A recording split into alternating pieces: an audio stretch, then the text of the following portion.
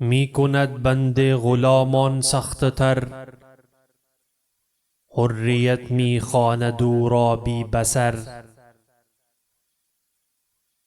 گرمی هنگامه جمهور دید، پرده بر روی ملوکیت کشید. سلطنت را جامع اقوام گفت،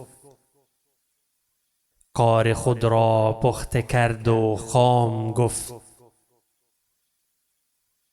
در فضایش بال و پر نتوان گشود، با کلیدش هیچ در نتوان گشود. یاد رہے کہ ان اشعار کو اقبال کی نظم سیاسیات حاضرے سے چنا گیا. وہ نظم کل 41 اشعار پر مشتمل ہے.